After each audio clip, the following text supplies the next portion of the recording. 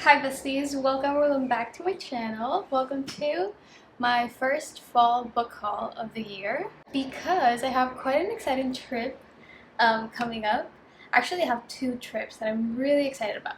And of course, I'm gonna do book shopping vlogs. So I'm probably gonna do a fall book shopping vlog that I'm really excited about, but all of these books I bought online. So I don't even know how many books I have here. Like I have quite a lot of books, and basically almost all of these I got from TikTok, like TikTok recommendations. So and I think I've read two of these. Yeah, I think I've read two of these. But let's go ahead and get started. Make sure to subscribe down below and turn on the notification bell so you get notified when I upload more videos. And yeah, okay, I'm gonna start with, I don't even know where to start. Okay, I think I'm gonna start with the little pile I have over on this side. So also, if you guys haven't seen my new reading corner, you can watch the last video, which was a vlog. I vlogged everything, and it is also a reading vlog of Kiss Her Once For Me by Ashley Cotran. But if you want more details on that, make sure to watch that video.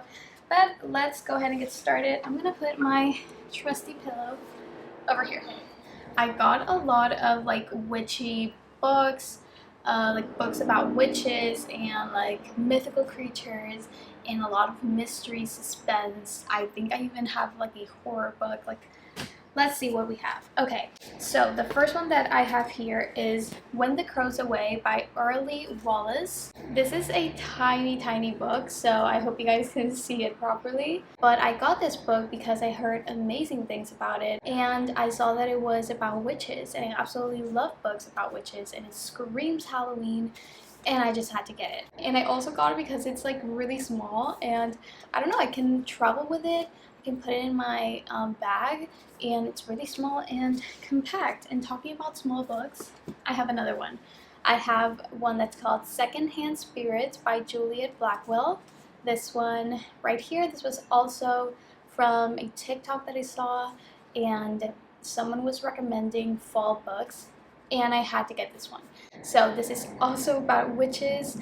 Lily Ivory is not your average witch. Her spellcasting powers tend to draw spirits while keeping normal humans at a distance.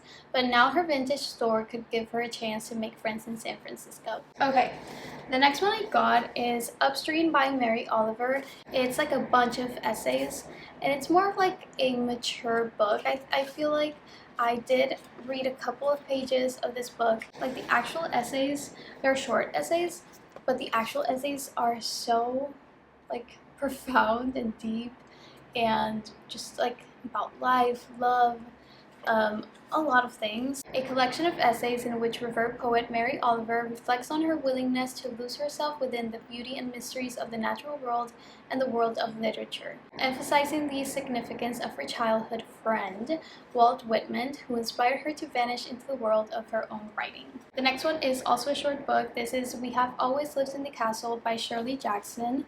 This was also a TikTok inspired book. The world of Shirley Jackson is eerie and unforgettable. She is a true master.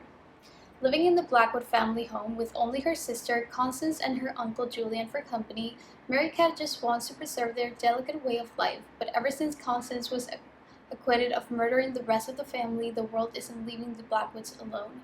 And when cousin Charles arrives, armed with overtures of friendship and a desperate need to get into the safe, Mary Cat must do everything in her power to protect the remaining family.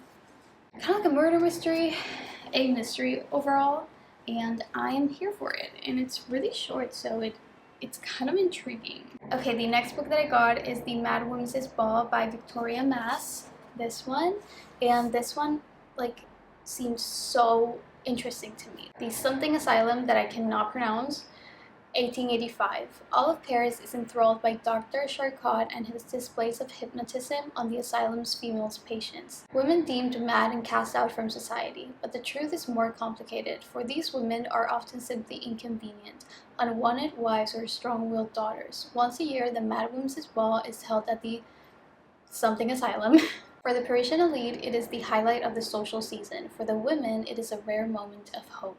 I don't know, it just seems so interesting to have a story from the 1800s and how women essentially were deemed like hysterical and crazy. Okay, the next one is A Deadly Education by Naomi Novik.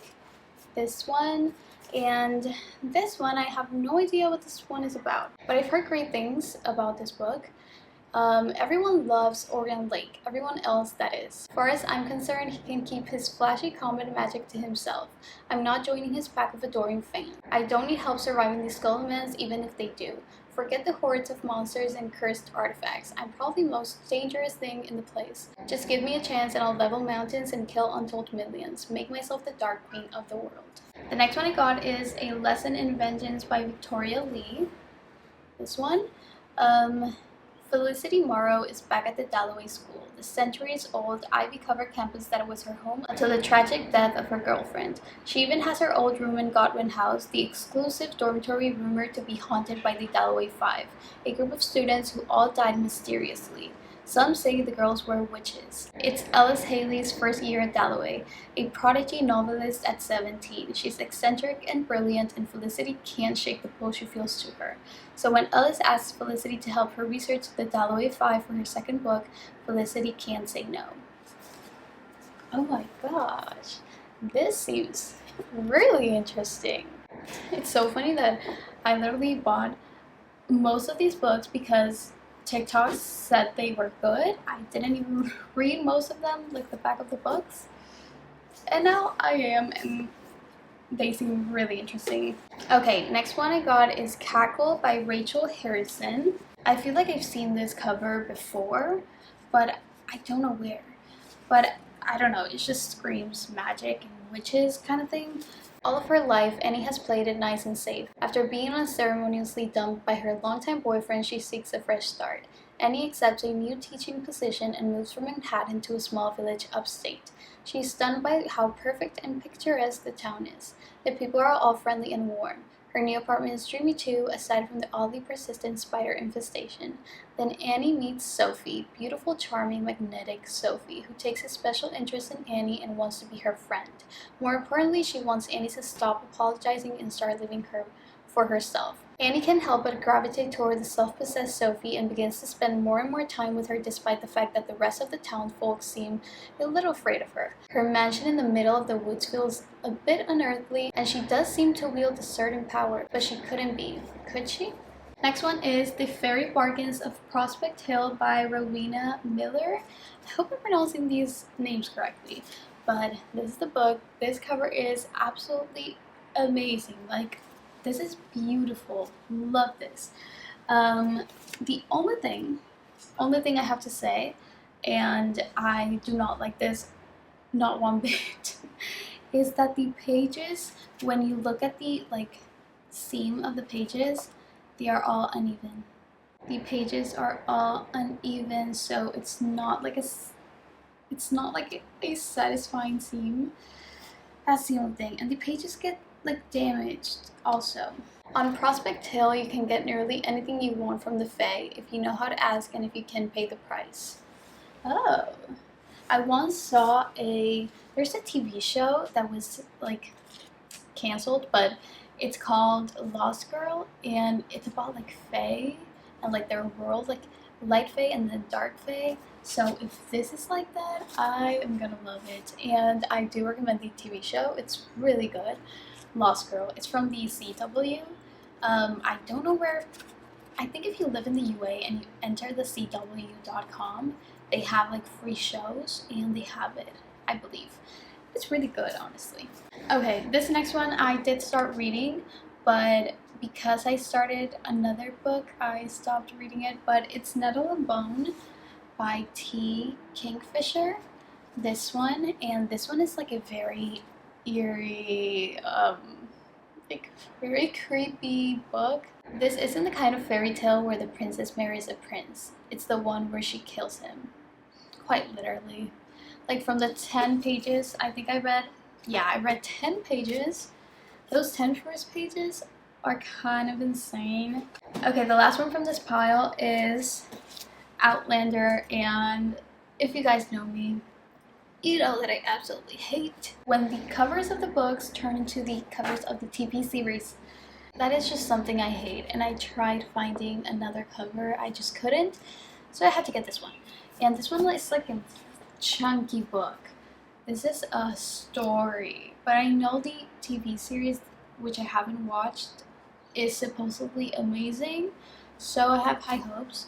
Okay, that was all for the first pile. We have 2 more to go, so let's do this one. Okay, the first book that I have here is The Perks of Being a Wallflower by Stephen Chbosky.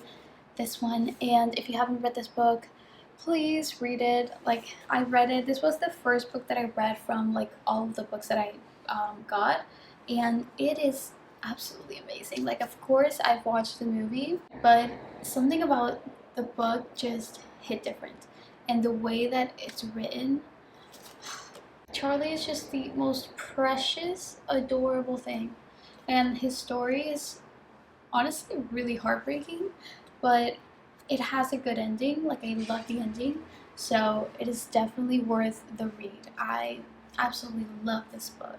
Okay, the next book I got because of the name. At the beginning of the year, I read a book by North Claire that had a similar title, and I absolutely love that book. So I just picked this one up because it kind of gave me those vibes.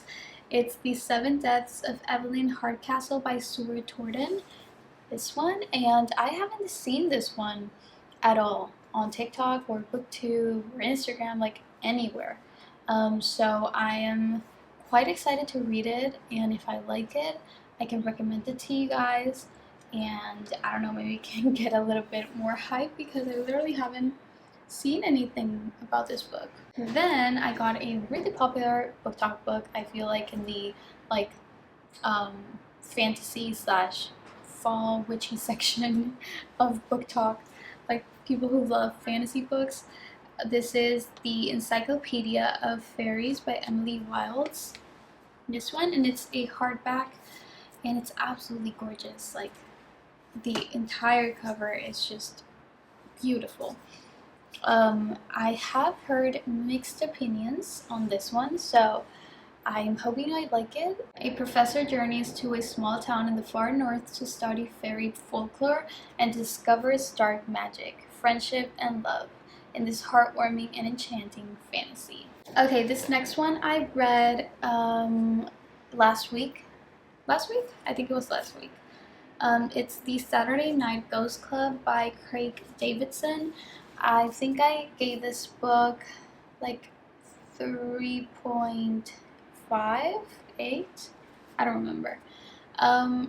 This wasn't my favorite book, but I got bored at like a lot of points, so it wasn't like really entertaining for me.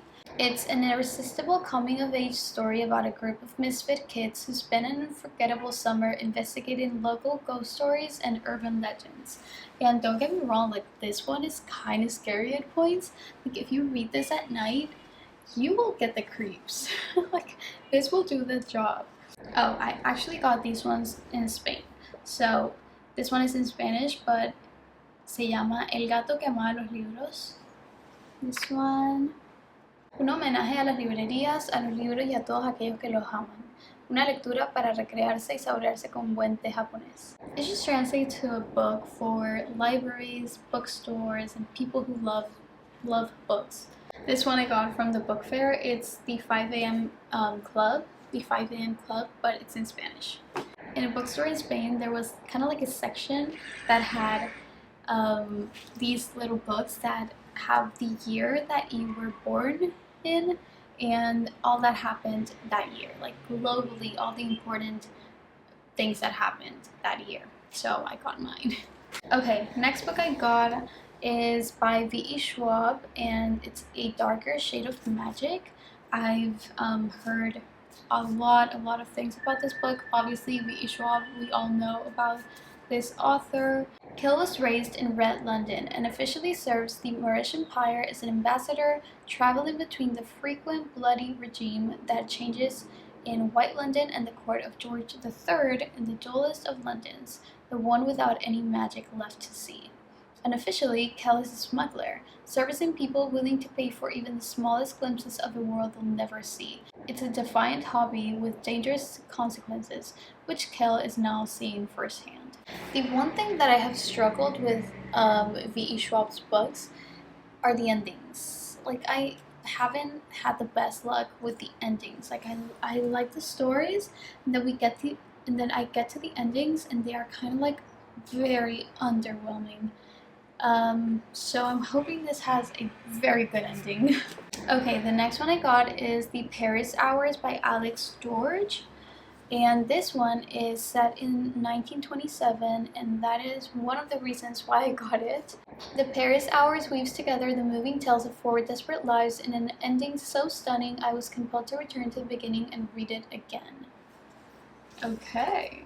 Don't judge me, but I bought this book because it seemed just the most intriguing thing I had ever heard of. And then I actually received the book. I started reading the book and like read actually the back of the book and realized I am probably never gonna read this book. Just because it seems like a very harsh, strong book. I don't know how to explain it. Like, it gives me that feeling of I am never gonna read A Little Life. You know what I mean?